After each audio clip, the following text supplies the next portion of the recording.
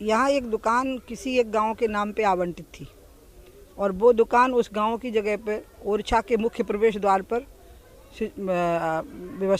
मतलब बना दी गई। और इस बारे में हमारे संगठन के लोगों ने, हमारी विचारधारा के, बीजेपी के सब लोगों ने ज्ञापन दिए, धरने किए, प्रदर्शन किए, लेकिन वो दुकान बनी ही रही। 1 महीने पहले मेरे नोटिस में बात आई तो मैंने भी सबसे बात की, मैं नाम नहीं लूँगी आज उनके। कल भी मैंने सुबह बात की कि मैं ओरछा जा रही हूँ, अब तो मुझे दुकान बंद मिलनी चाहिए, क्योंकि ओरछा और अयोध्या का बराबर महत्व है।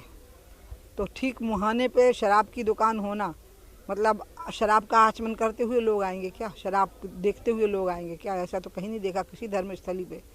और वो रोड से भी बहुत दूर नहीं है जो रोड के नियम होते हैं, यानी सारे नियमों का उल्लंघन करके धज्जियाँ उड़ाते हुए वो दुकान वहाँ ठप्पे से बनी रही।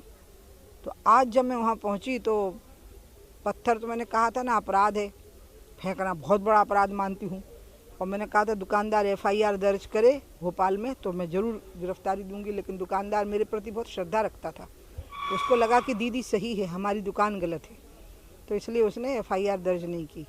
यहाँ भी मैंने उन लोगों को बिल्कुल परेशान नहीं किया, बल्कि उनको परे कर देती हूँ। फिर थोड़ा मैंने गोबर छिटक दिया, वो भी एक बहुत पवित्र गौशाला की गाय का गोबर छिटक दिया है।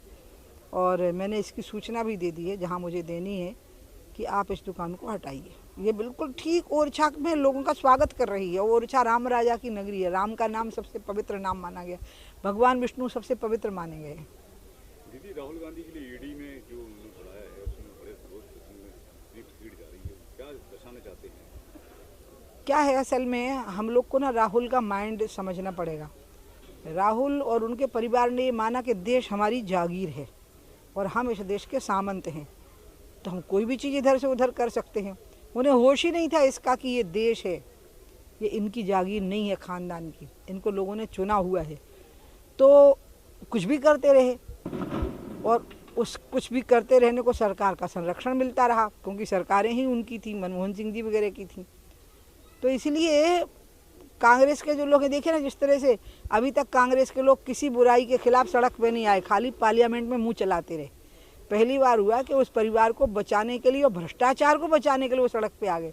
लेकिन मुख्य बात समझ के चलिएगा कि राहुल जी और उनकी वो बहन है मिसेस वाड्रा, वो ये मान के चलते हैं कि हम शहजादे और शहजादी हैं, ये हमारा राजघराना है और ये देश हमारी जागीर है और ये देश की जनता हमारी प्रजा है और ये कांग्रेस जन जो है ये हमारी चाटुकारों की सेना है।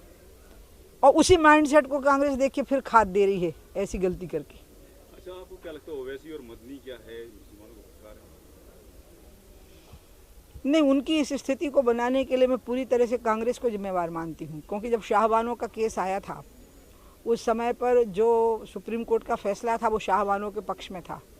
उस समय पर जिस प्रकार से पार्लियामेंट में राजीव गांधी ने उस फैसले को उलट दिया था, उसके बाद इस देश के मुसलमानों के बीच में कट्टरपंथियों का वर्चस्व कायम हो गया। तो अब तो लोग वो उस भाषा को बोलने लगे हैं मजबूरी में, क्योंकि उन्हें लगता है इसके अलावा हमारा पॉलिटिकल सर्वाइवल नहीं हो पाएगा। तो ओबीसी तो पढ़े लिखे आदमी हैं, मदनी भी बहुत मेरे ख्याल से सभ्य से व्यक्ति हैं, लेकिन अब वो जो बातें बोल रहे हैं वो उनकी मजबूरी है, नहीं तो उनकी राजनीति खत्म हो जाएगी। और ये सब कांग्रेस ने किया आरिफ मोहम्मद खान को अलग करके, क्योंकि आरिफ मोहम्मद ने विरोध किया था कि शाहबानो के बाद में जो मतलब पार्लियामेंट में जो अमेंडमेंट किया गया वो सबसे बड़ा पाप किया था कांग्रेस ने इस देश की महिलाओं के साथ, इस देश के मुसलमानों के साथ, और मुसलमानों को कट्टरपंथी नेताओं की झोली में फेंक दिया था। अच्छा, नमाज के बाद में छोटे-छोटे बच्चों के हाथ में पत्थर देना क्या ठीक, इसलिए इनके साथ छोटे बच्चे हैं तो पत्थर हाथ से छीने जा सकते हैं, लेकिन जो बड़ी उम्र के हैं, एडल्ट्स हैं, उनके साथ जो सरकार जिस तरह से डील कर रही है बिल्कुल सही डील कर रही है, बहुत ज़रूरत है इसकी। अरे आप ये देखिए साहब, यूरोप के क्या बोलते हैं, अरब के एक देश ने अपने लोगों यहाँ से लोगों को निकाल दिया है, क्योंकि उन्हें प्रदर्शन किया, क्योंकि उनका कहना है कि भारत का अंदरूनी मामला है, इसमें आप क्यों पड़ गए जब आप यहाँ पर रह रहे हो। मतलब विदेश में रहने वाली मुस्लिम कंट्रीज़ भी इस बात को पसंद नहीं कर रही हैं, अपने यहाँ पे इस प्रकार के प्रदर्शन उन्होंने बर्दाश्त नहीं किया। हम क्यों बर्दाश्त करेंगे, क्यों बर्दाश्त करेंगे इन बातों को? क्या मतलब है ADG के ऊपर पत्थर फेंक देना, क्या मतलब है पुलिस फोर्सेज पे पत्थर फेंक देना? क्या आप देश के कानून और संविधान को नहीं मानते, देश की न्याय की मर्यादाओं को नहीं मानते? तो इसीलिए बिल्कुल ठीक किया है और ऐसा ही होना चाहिए इनके साथ। वैसे कह रहे हैं कि जो योगी जी खुद न्यायाधीश बन गए, अपने खुद ही सब कर लेते हैं, खुद ही। मुझे उनकी बातों का कोई जवाब दीजिए ना, वो योगी देते रहेंगे जवाब।